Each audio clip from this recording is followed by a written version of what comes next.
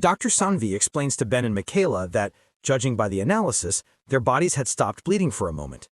But to find out more, you need samples of brain tissue, which you could take from Kelly, but her data is classified and the body is missing.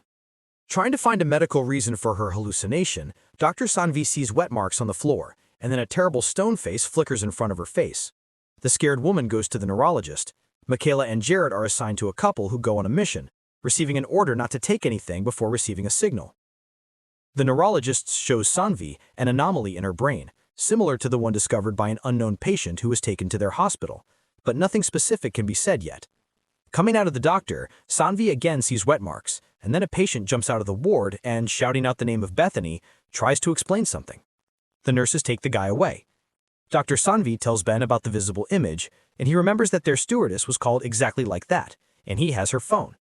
Michaela and Jared are on duty at the facility when they are told that there will be no signal until the evening.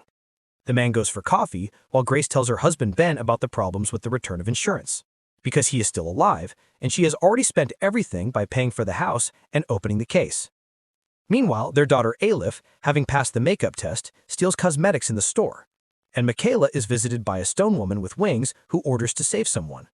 She demands to start the operation, and Jared gives the command, as a result of which the police fails the case, which attracts the anger of the boss. Better does not confess to Dr. Sanvi what she was doing in that plane illegally, which is already known by the FBI. It was her nephew's boyfriend, and the woman tried to save him from death because in Jamaica, they still very strictly treat non-traditional relationships. She gave the boyfriend to the steward, and after landing, he got out of the plane through the cargo hatch. Ben takes care of the financial problems when he finds a box with photos of his wife and her friend. At this moment, a message comes from his daughter, and the man goes to the store. Michaela tells Ben about the vision, and he asks her to contact Sanvi, who at this moment learns that a strange patient is being sent to a state shelter. Ben's appearance in the store is surprising because the father of the girl has already arrived. At the next moment, he sees a new friend of his wife. It turns out that the girl called him first, and he rushed to the rescue. Disappointed, Ben takes his daughter and admits that at the age of 15, he also committed a robbery.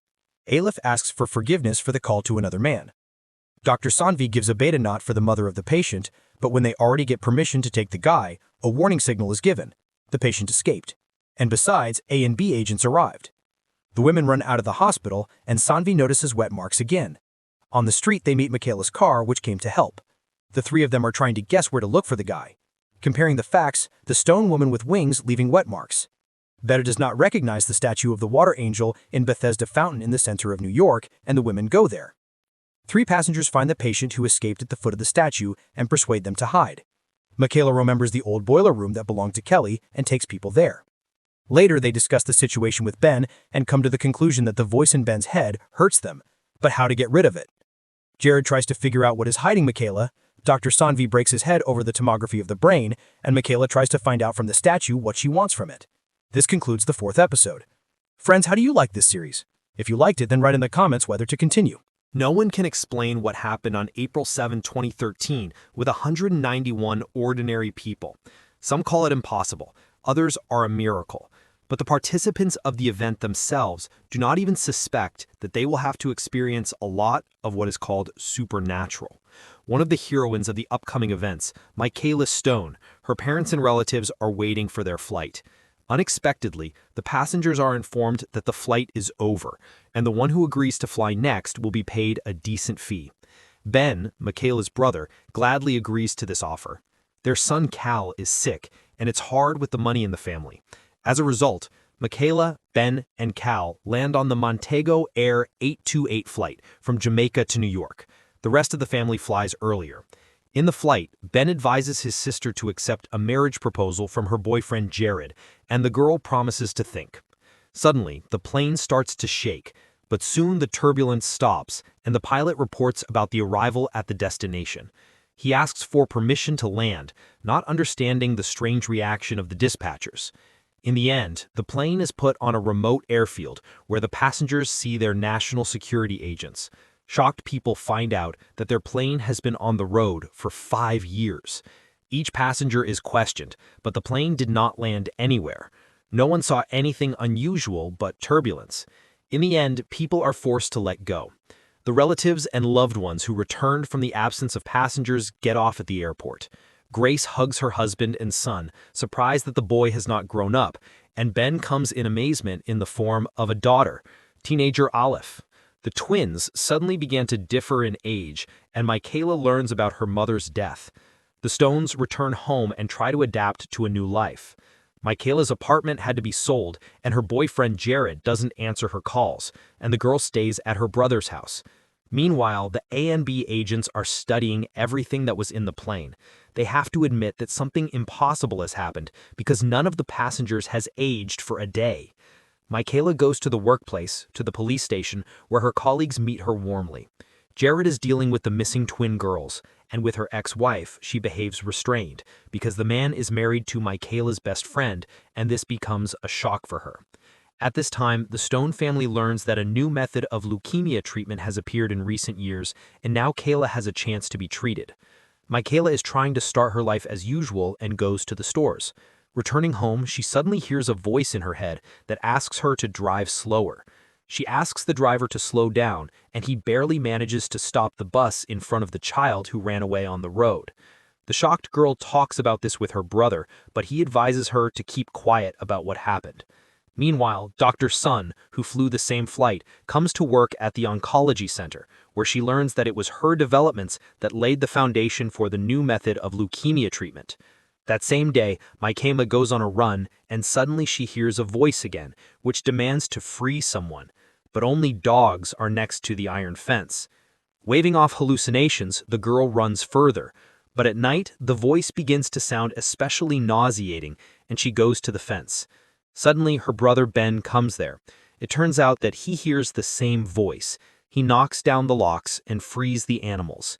In the morning, they report this incident to the police, and ex-husband Jared tries to suppress the trouble and asks Michaela to go with him.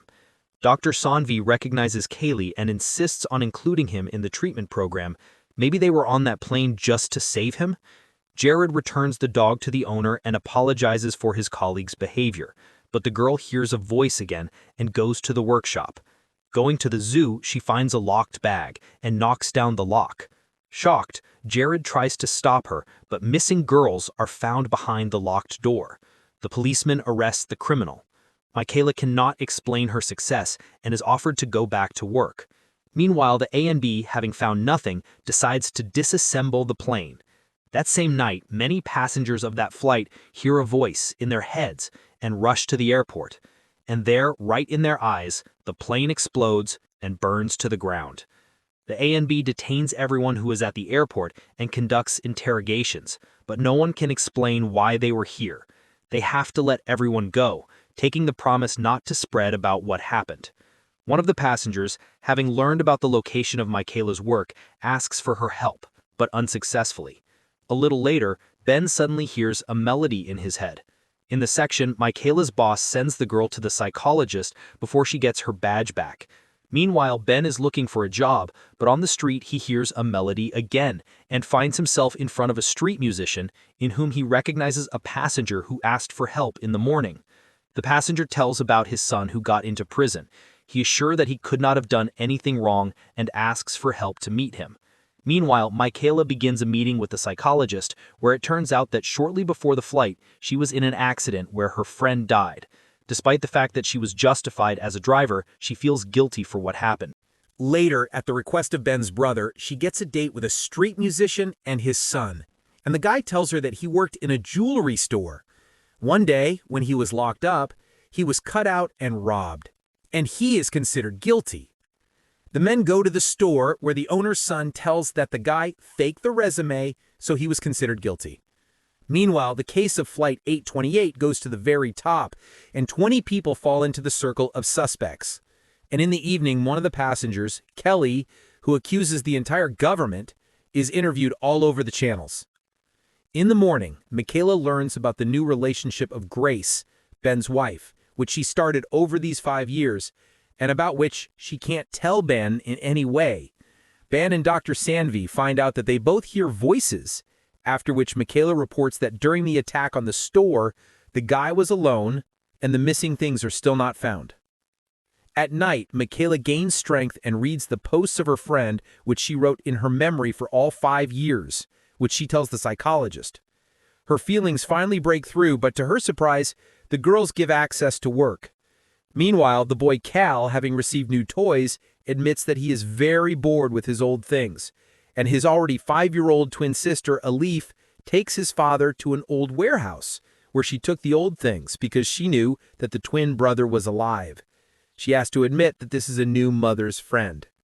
At this moment, Ben begins to clearly hear a familiar melody, goes after her, and in the next room he discovers the son of the owner of the store with stolen things. Ben has to admit that something unprecedented is happening to them, and Alif cannot accept the fact that the mother will not dare to tell her father the truth about her new friend. Michaela finally finds strength in herself and goes to her friend to tell her that she intended to refuse Jared to get married, and she herself remembers that she put on a ring and sent her yes in a message at the moment when everyone cut off the connection. A happy street musician meets his son from prison, while Kelly, sitting in front of the TV, gets shot in the head. The next day after Kelly's TV performance, there is a message on all channels that she was killed. At night, Dr. Sandvi tells Ben that she found an unusual protein in his son's blood. The murder makes Ben and his sister start looking for those responsible for this incident, because if their guesses are correct, they can be the next ones.